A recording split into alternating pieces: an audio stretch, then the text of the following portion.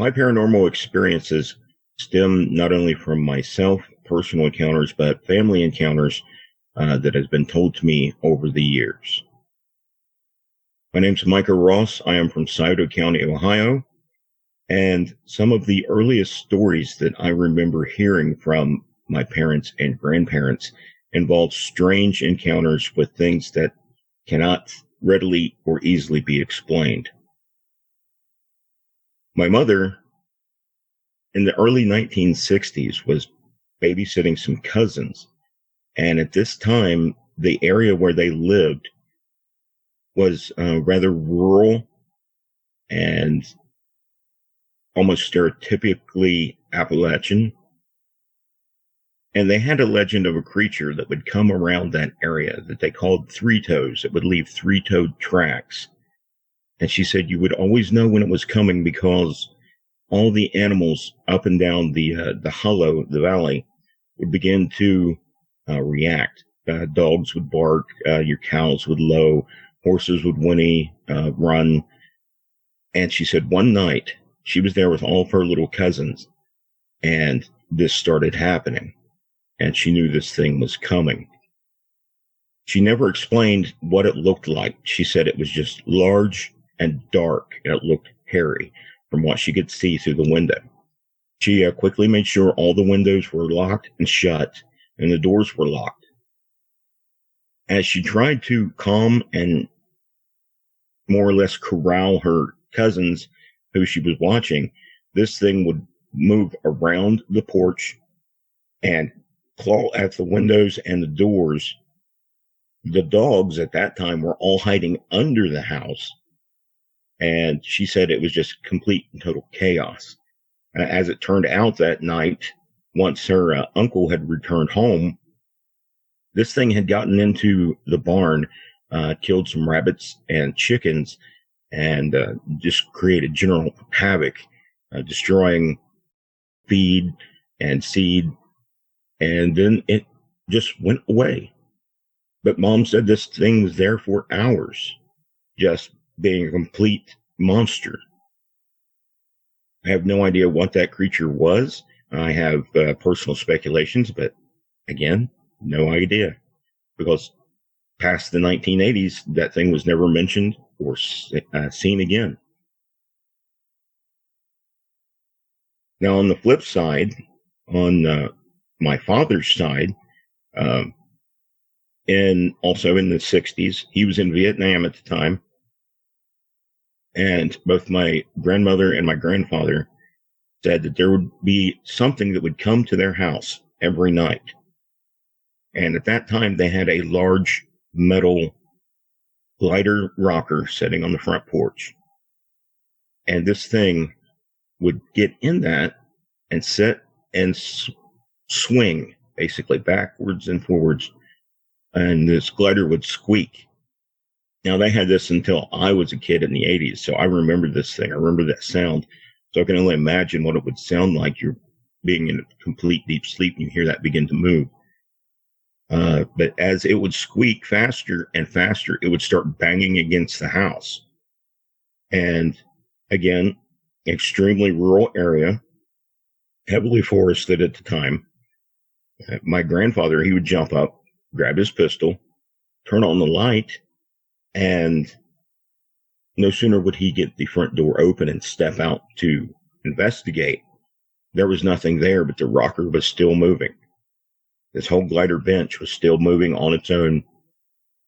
And from the darkness, both my grandmother and grandfather said that they could hear this deep, sinister laughter coming out of the woods. Again, I have no idea what it was. I have speculations, but no proof. Many other things have happened, though, over the years, up until as recently as 10 years ago in that area that I do know about, and some that I did experience myself. Which leads to the contact that I made initially on this. My parents had lived roughly 20 to 30 minutes away from both grandparents. And my senior year of high school, I was home alone. My parents were at church that evening. and a large thunderstorm came through. I always enjoyed thunderstorms, so I left the front door open to watch the lightning, and I could hear this wailing scream coming. Like after every lightning crash, there would be this scream, and I didn't know what it was. So I found the flashlight. Like I said, I was 17. I knew I could take the world at that point. I step outside, walk down through the front yard, and my parents live at the base of a large hill. So I step out into the road, and I'm shining the flashlight. And as I turn the flashlight toward what would be geographically south, there at the base of the hill, walking down the middle of the road, is a large cat. I had heard stories before that there was cats around here. However, the Ohio Department of Natural Resources will say there are no big cats in Ohio, officially. Much later, I have found out from some rangers that I have kind of befriended that have retired that will say, oh yeah, they're here. They're absolutely here. We just don't have the manpower or the money to keep track of them. This cat was large. His eyes reflected a bright green. He was black, had a velvety coat, long tail, rounded ears. This thing was massive. It screamed. Honestly, I screamed back, and it ran back up the hill, following the main road. And I remember just going inside and sitting there in my parents' kitchen, just waiting for them to come home from church, because I was not going to go back outside that night. Until you actually see a large cat that big, that close, that you aren't expecting, you don't realize how powerful they are. You can see every muscle ripple underneath the fur of this animal. However, they don't exist. I remember after telling Dad, he didn't quite scoff at it, but he checked with some other people that he knew, some neighbors and friends. And my uncle, who lives just down the road from my parents, said, oh yeah, he'd seen it too. So they got with other neighbors, called the forest department there in Shawnee State Forest. And even though they got the usual pat answer of they don't exist in Ohio, it was strange. For about a week, we had forest ranger trucks coming through that area all the time. And we were only on the fringe of the forest. We weren't actually in the forest. My second sighting of a big cat took place many years later. My son, who at the time was 8, was in the back seat of the car. And this is when we were living in my grandfather's house. As we were coming up a one single lane gravel road to go to the home, we saw a buck run across the road. Now, this road, you have to understand, we're going up a hill. I looked at it topographically on Google Maps. Going up the hill, the left side falls into a gorge, and the right side continues on up to the hilltop area. Well, the deer ran up from the gorge, jumped across the road up onto the embankment to continue up the hill. However, it stopped and turned to look back toward the gorge, pawing the ground. It was tossing its head up and down, in a display with its antlers. I'd never seen anything like this before. I stopped the car. I'm telling my son, I'm like, look, Bubby, I was like, check that out. We were looking at it, and I was just, watching the deer. And from the back seat, I heard my son go, Daddy, that worried tone that every parent knows from their kid. And I turned in my seat to look back at him. And as I did, I actually looked out my driver's window, which was down. This was a nice late summer day. And when I looked down, there was a large cat's face looking up at me. Again, another black cat. Broad head. I would say easily, the head was easily as wide as a basic frying pan. Huge yellow eyes, and he was crouched. And he was doing the kind of that cat twitch as they're to look like, they're going to pounce.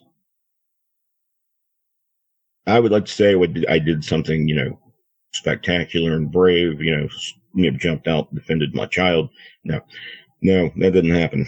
Unfortunately, the only thing I could think to do was hit the horn of the car and hold it down for as long as possible, which caused the deer to run one way and the cat to run back down into the gorge.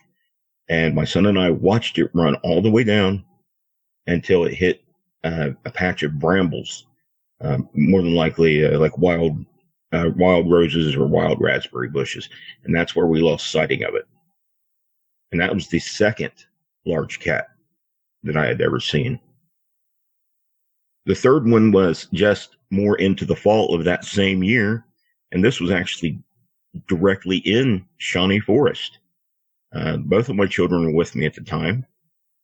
And as we were driving along the main road in the forest, this cat just basically just ran straight out, right across the road, and into the other side. We got a good full body look at him from profile. This one wasn't as big, so it was a younger cat, which does tell me that they are breeding throughout this area. And it had the tail that seemed to be a little too long for the body, which, as I understand, is typical of pumas and mountain lions. Sleek black coat, probably the size of a small Labrador. So those are my cat experiences in Ohio, even though they don't exist. And those are just some of my paranormal experiences.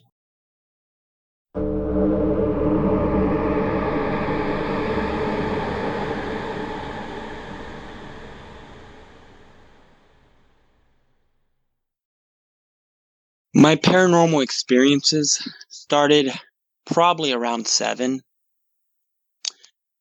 I remember talking to my parents, and it was around bedtime. I was elementary, I believe, 4th or 5th grade. It's hard to remember. I just remember it's 4th or 5th grade. I think you're about 7 then. And yeah, it was getting around bedtime, and my parents tell me to go to bed, and probably 9 o'clock. So I'm going to bed, getting ready, brushing my teeth, all that. And I remember cozying up in bed, and I always had my closet door open. So picture this. I'm in my bedroom. I'm laying down, and my bed, the headboard faces the opposite of the closet door. So when you're laying down and you're looking straight, to the left is the closet door, and it was always open. Just how I always forgot to close it. And I know when you're starting to go through puberty, your body's going through changes and stuff, and they say you're real susceptible to paranormal experiences. Well, that's when I remember falling asleep and waking up probably, I don't know, I think I remember it being around midnight, and I saw a shadow in my closet. And I remember the first thing I did is I see a shadow. I'm frozen in fear. I'm a little kid. And I probably stared at this shadow for several minutes. And thinking, oh, it's probably some clothes. It's clothing for sure. It's clothing that's just kind of sitting outside the closet, and I'm just seeing a shadow of it. And I remember calling my parents. I would scream, "Mommy," and my mom and dad would come rushing to my room, and they said, "What's wrong? What's wrong? What's wrong?" And I told them, "I see a shadow," and they're like, "What?" So they go to the closet, turn on the light. "Nothing's here, son. Nothing's here." Okay, nothing's there. Come on, come look. Nothing's in the closet. Well, this happened several times. And eventually I was like, no, that can't be right. I'm seeing something. I don't know what it is, but I'm seeing something. And one night, this shadow, literally the hair on my arm is standing up. This shadow goes from my closet, and it's like it floats out of the closet. And I remember just screaming at the top of my lungs for my mom, "Mommy," as loud as I can. And my mom comes rushing, what? And I was like, "There's something in my closet." My dad goes to the closet, turns on the light. "There's nothing here, son." And I'm like, I know what I saw. I saw this shadow move out of the closet. And that was my first experience. About 12, 13, you're going to high school, or you're 8th grade, 9th grade, something like that. And this shadow, it's not done. My bed's positioned in the same way. But instead of the closet, because after the shadow moved, I kept that closet closed, always. Every time it became a routine. I would always make sure my closet was closed before bed. Well, I didn't keep my bedroom door closed. And I remember this very specifically because I was old enough to where I had an alarm because I had to get ready for school. My parents didn't wake me up anymore. And my bedroom door was to the right of my bed. So I could literally just turn my head to the right and boom, my bedroom door is right there. And same thing, I'm getting ready for bed, fall asleep. Around 2 a.m, I wake up and there is a giant shadowy mass in my doorway. And my first thought is, my dad's just checking in on me, making sure I'm sleeping well, because he used to do that. So I don't think anything of it. But as I'm staring at this shadowy mass, it doesn't have a form to it like a human would, like a human in the darkness would have a form outlining the human body. This was just a blot, like a dark blot. And I'm sure you've heard the term darker than black. Well, this was so dark that the whole house is dark, but you can see an outline of this dark mass. And when I look back at it several years, this mass was taller than the door frame. And I remember measuring the door frame and it being like 6.5 feet. And this thing was larger than the door frame in both height and width. And I remember staring at it for what seemed like hours to me. And I remember just falling asleep. I'm religious, so I remember praying to God to help me, save me, whatever. And it ended up, I fell asleep, woke up, everything was okay. Well, around the same age, 13, 14, always at night, always when I'm going to bed. Don't know why it always happened like that. Next to my closet was windows. 2 windows right on a roof, which was the roof of our garage. I remember hearing tapping on my window. And it tapped 3 or 4 times. And I looked, and my blinds were closed. They were closed, so they point down, so you can see light coming in. And I heard the tapping. I was like, oh, that must be like a raccoon or something. And it tapped again. And I remember saying, hello. And it's like whatever it was took that as a offering to try to come in.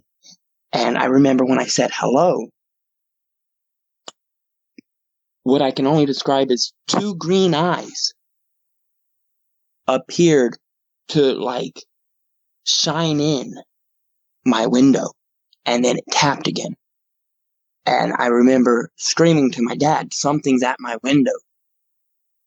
And my dad he grabs a flashlight, runs out, and goes to the back and starts shining the light. And I can see the light shining in.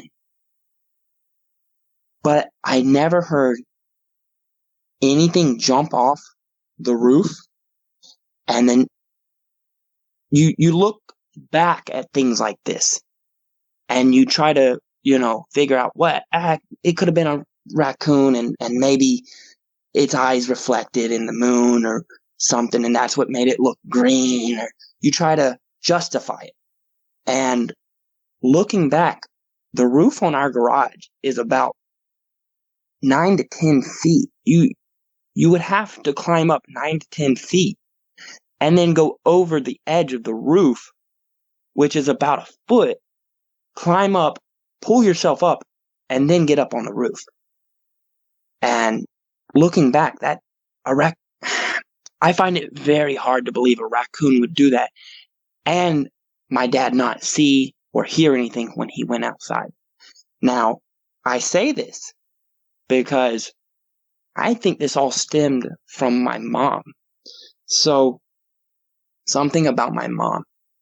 She is what we've decided to call hypersensitive.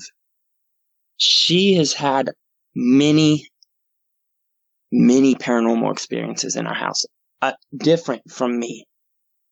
And we think that because she was hypersensitive, that things would latch on to me because I'm young and impressionable, and I've got a lot of energy as a child, and that's why all of this happened when I was younger in the house. Because once I was late in high school, none of this happened in our house. I've other experiences, but not in the house. One experience that my mom had is she had faces appear in her dream. Very vivid, descriptive faces. If she was here, she could tell you every blemish, every dimple, every scar on their face, and she would have these multiple nights in a row, nightmares, where these faces would just start appearing in front of her and start yelling and screaming at her to like try to get her attention. And this happened all the way until around the time I was late in high school. So the best we can figure is, because of my age and my susceptibility and the energy I put off, is that these entities attached and came after me and took my energy. I'm thinking back on it, and almost every experience I've had was right around like late elementary, middle school, and early high school. And because I don't talk about these very often, so I don't have time to ponder and think about it. But as I'm like talking about it, it's kind of making sense with what me and my parents have discussed with the susceptibility and my mom. There's a campground in North Carolina called Still Creek Campground. It's I think it's near Morganton, which is also near Brown Mountain. And I'm sure you've heard of all the paranormal things around Brown Mountain. Brown Mountain Lights. I believe there's a movie about it. Well, Still Creek is probably 5 or 10 minutes from Brown Mountain. And an experience I had there is me and a friend. We were out just exploring the campground because they were expanding it. So they had cut out a lot of trees and a lot of field because they were going to add more campsites. I remember exploring with my friend, and we probably were out, we were out for at least 5 or 6 hours that night, and there's no telling how far we walked.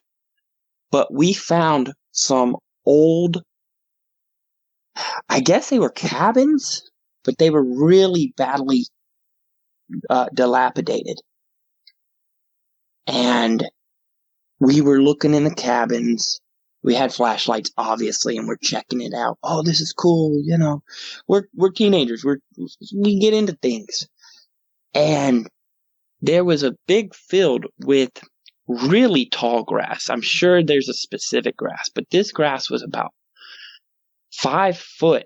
It had to be 5 feet tall because I remember standing in the grass because we were exploring it, and it going up to all the way almost to my shoulders. And I'm probably about 5'7", 5'8" back then. And we're just hooping and hollering, checking things out, seeing snakes, looking at bugs, spiders, things that teenager boys do. And we heard a really loud, like, howl, scream. It was just really high pitched. And I'm not so sure this is paranormal, but we being stupid kids thought it was other kids because we were yelling and making sounds earlier as well. And after we made a similar sound, it made a sound back. It wasn't the same, but it's similar to the sound we made. And we're spooked now. You know, we're like, whoa, what was that? And we're kids, we're young, we're dumb. We make the sound again. We both do it together to try to be even louder. You know, what is this? What is this making noise at us? You know, and it makes it again, but it's closer. So where we had to be on top of a mountain range because you could see other tops of mountains and you could see valleys. Even with the grass being so tall, you were high up enough to see valleys and other mountains. Even with it being dark because there's no light and the moon was out and the stars, when people are out in the country, it's brighter than you think, especially once your eyes get adjusted to it. And we're freaked out because, whoa, this sound is closer. So we're stupid. We want to challenge this because we're dumb kids. So we make the sound again. Couple minutes pass. Oh, okay. Must have been other kids. No sound, right? Well, we're getting ready to head back and we hear the sound again. But this time it's super close. Like extremely close. Like maybe on the other side of the mountain close. And we're kind of freaking out. And I remember him and me talking like, whoa, bro, that's really close. What the heck? We're talking like, let's go ahead and get going. And I remember this so well because I remember I actually had my old flip phone and I was recording us doing this stupid stuff the entire time. And I wish my flip phone didn't get wet because I would have this on video. But I had gone to a pool, it got wet, you know, that happens. But anyhow, we're getting ready. We're like, yeah, this is getting freaky. Let's get back. Well, we hear this well, and it's a long well. And as we're hearing this thing sounds like it's coming towards us. And I remember hearing the grass. You could hear whatever this was moving through the grass so fast. You could hear it parting because this is tall grass. It's pretty thick. It might have been the razor grass that grows really tall. But you could hear it. And then you could see it on the other side. You could see something moving because it was moving so fast. You could see it parting, but you couldn't see what it was because it was too far. But you could see a stream of something just coming towards us. And the reason I remember this so vividly is I had my dad's really nice, like $40, $50 flashlight because we wanted a really bright flashlight. And we turned tail and ran, probably the fastest I think I've ran ever. And I lost his flashlight. And I remember we probably ran for a good 15, 20 minutes to get back to the campsite. Full speed. We're huffing and puffing.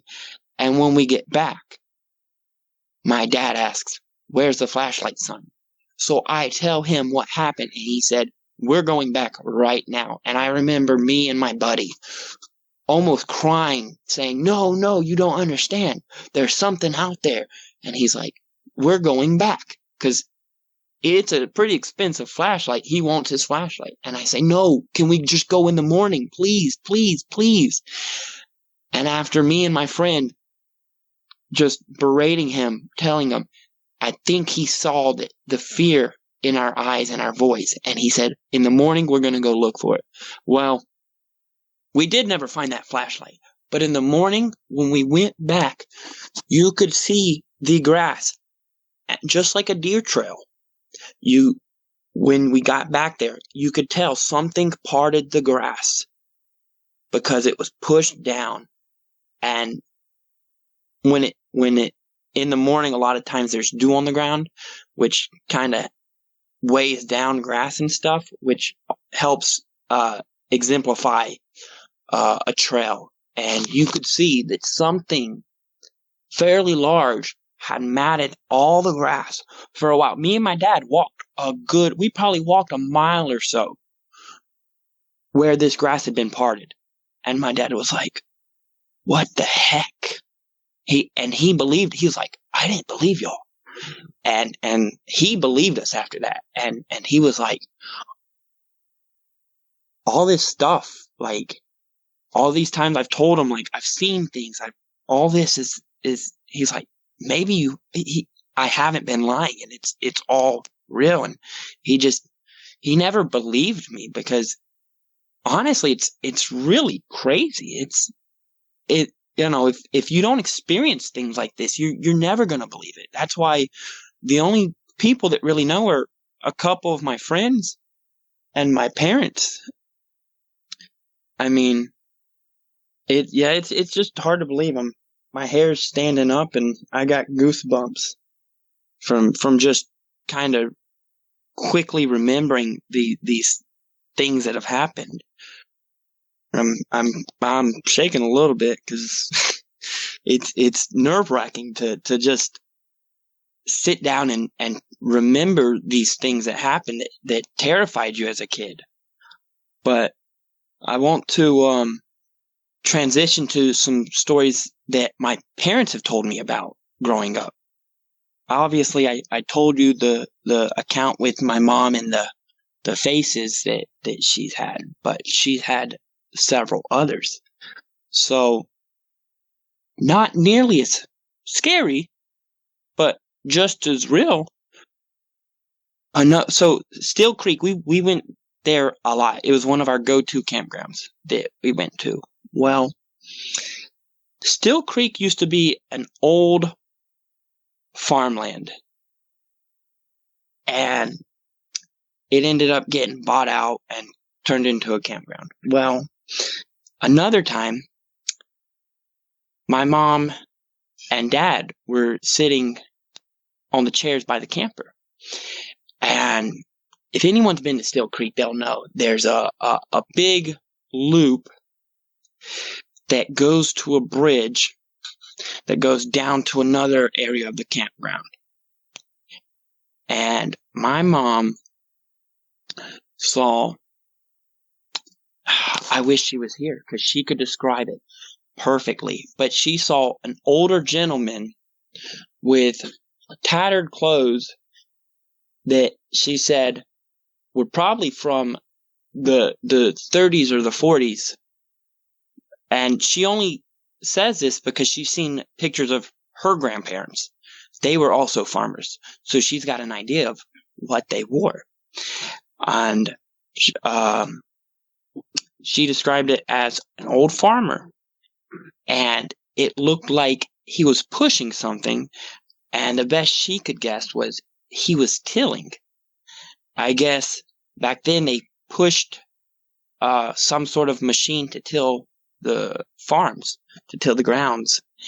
And she said it went all the way from, there's a pavilion, and she said she saw it walk all the way from the pavilion, all the way to down the loop, across the little bridge, all the way to the other loop, and disappeared into the woods.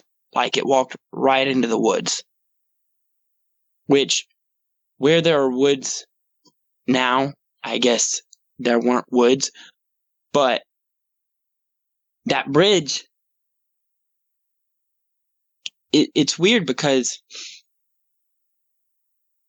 that bridge is new. So I don't know if maybe the land was different back there, but yeah, it's just weird that so many things happened. Another one, I have actually one more at Still Creek, that my dad and mom both experienced. They're sitting out. They would sit out really late till 1, 2 o'clock in the morning. They saw what would be considered an orb, and the first thing you think is maybe it's ball lightning, because ball lightning will slowly orbit off the ground and slowly move. Well, they don't think it was ball lightning because my mom apparently has seen ball lightning when she was growing up because they had a farm where she grew up. And she said what was different about this is that this was higher off the ground.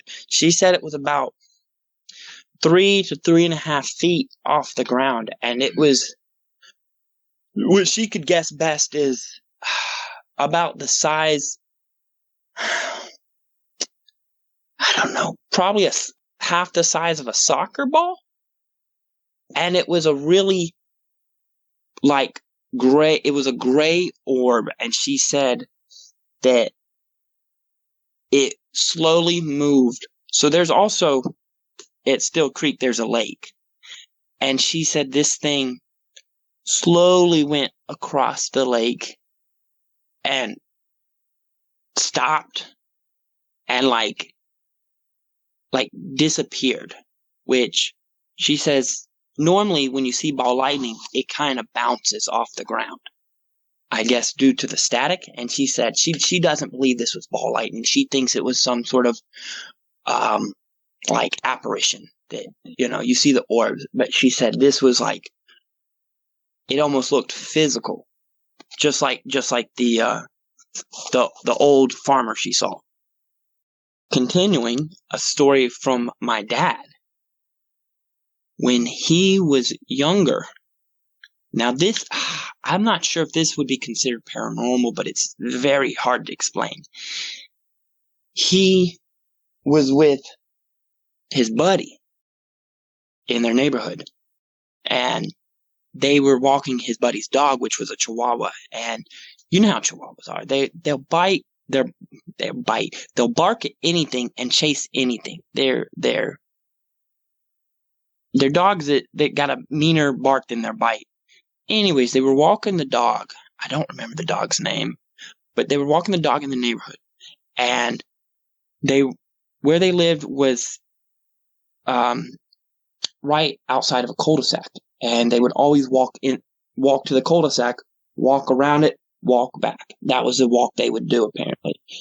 And in the middle of the cul-de-sac was a tree, I guess a big oak tree, and the dog started barking at the oak tree. Well, they don't think anything of it because the dog, it barks at everything. It's a Chihuahua. That's just how they are. They'll bark at everything. And he said something in the tree made a sound back. And I remember the dog's name. Not that it matters, but it was Rusty. The dog's name was Rusty. And my dad's friend said, "Rusty, stop."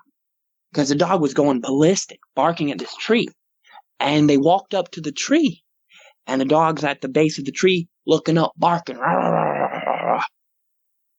And they're like, "What the heck is it?" And they're both looking up. And they see a shadow move. And they see the leaves rustle. And they're like, "What the heck is that?" And my dad said, something jumped down out of that tree. And they're like, "Oh, it must be another kid." Well, they said it stood up on 2 legs. That's why they thought it was another kid. But he said it couldn't have been a kid. He doesn't even think it was a person because he said the proportions were way off. He said this thing was like 4 foot tall, but it had really long arms, kind of like a chimpanzee. He said the arms went like past its leg, like past the knees.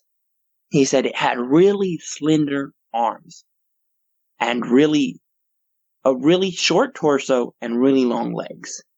And he said its head looked pretty normal. Look kind of, what a proportional human's head would look like to their body. But it was really skinny, like a slender person, skinny head. And he said this thing turned back around because they could see its body move and look back at the dog. And the dog was losing its mind and got free and chased it into the woods because the cul-de-sac, once again, it goes right back to the woods once you pass the houses. And the dog chased it past the woods, past the houses, into the woods, and they left poor Rusty. And my dad said in the morning they went to look for Rusty, and they could not find Rusty. But what they did find is a trail of blood in the woods. So whatever it was that jumped out of that tree must have gotten poor Rusty. And he still, to this day, I've asked him, "What do you think it was?" He said, "Son, I have no idea." But he said, I don't think it's he's like, I have never seen anything that I think would match the description of any animal. So I don't know. That's more, that's a little off the topic of paranormal and more like extraterrestrial, but it's just a really creepy thing to think about. Last story that I can think of from my dad is he was biking with his buddy again. I can't remember the buddy's name. Maybe the buddy was Rusty. I don't think it was. I remember it was a Dunbar. Dunbar's his buddy because he's still friends with him. They grew up together. And they were biking together. And he says they were biking down a hill. And back then, bikes didn't have brakes like the hand brakes that we're used to.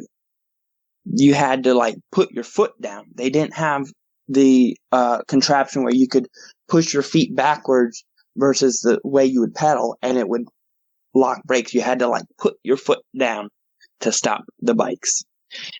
And he said they were biking and they were going, through the grass, down hills, all that kind of stuff.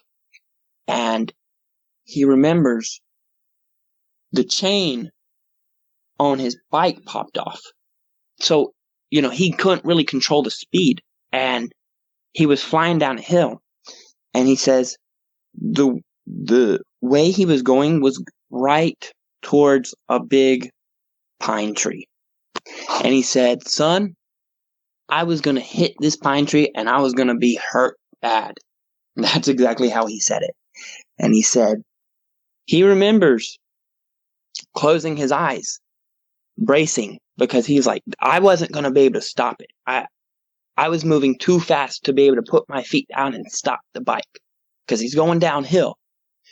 And so he closed his eyes and braced for impact. And he says he never felt an impact. He just felt the bike stop.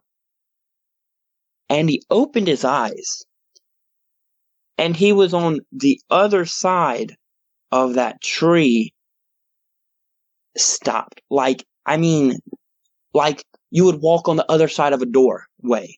He was literally on the other side of the tree, stopped completely. And he says, so he asked his buddy Dunbar, did you see that? And Dunbar was like, no, I didn't. What happened? Because Dunbar was still apparently up the hill. And he said, I should have hit that tree. And Dunbar's like, what are you talking about? And he's like, I was headed right for the tree. I should have run into the tree. And Dunbar didn't, he didn't know what he was talking about. And my dad said, he thinks he had a guardian angel almost like phase him through the tree, because he said there is no way he was not going to hit that tree. He said, son, I had already tried moving the bike wheel so I would veer off course. He said, I was unable to. He had already tried because the chain had popped off. And he said he knew he was going to hit this tree, and he closed his eyes. And he said he believes he had a guardian angel almost like phase him through the tree, because there was no way he was not going to hit this tree. And he said there's no possible way that he would have been able to stop this bike, because when he opened his eyes, his feet were still on the pedals, but the bike was not in motion. But he was literally right on the other side of the tree. So he said, you always hear about guardian angels and stuff. And he said, I think that was my guardian angel saving me from being really badly hurt. So we'll go to a experience I've had that my mom has witnessed from me. And she says I had a guardian angel because I was young and I was climbing a really big oak tree. And we have an oak tree in the neighborhood I grew up in. And it was probably a 40-foot oak tree. And growing up, I'd love to climb trees. I would climb them as high as I possibly could. The only problem is I've always been afraid of heights. So getting down has always been a struggle for me. Well, I remember climbing this tree, and I remember being super high up.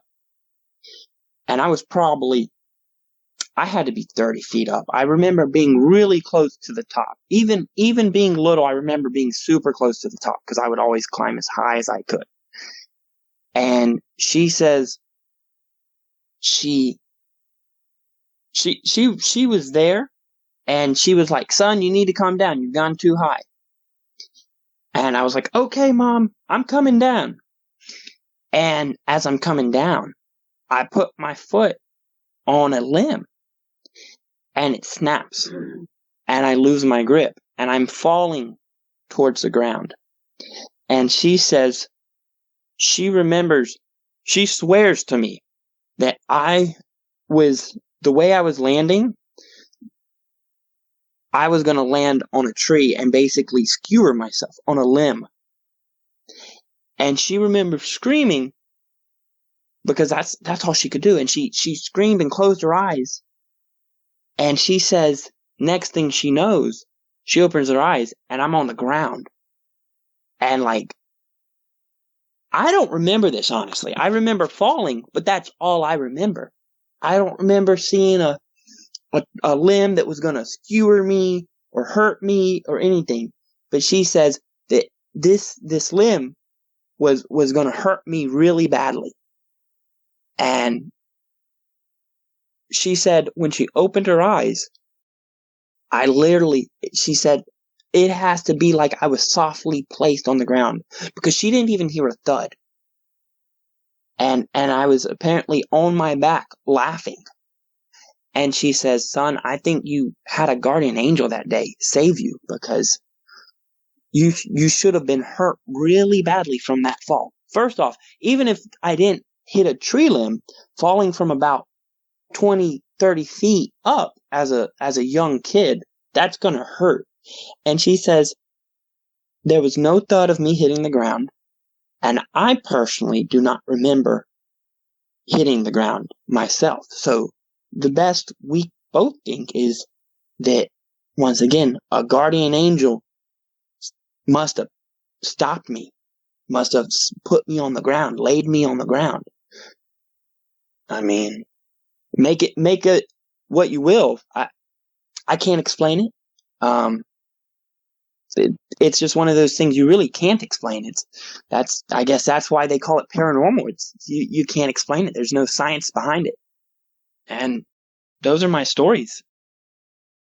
If you've had a paranormal experience and would like to be a guest on the show, please contact us by going to myparax.com.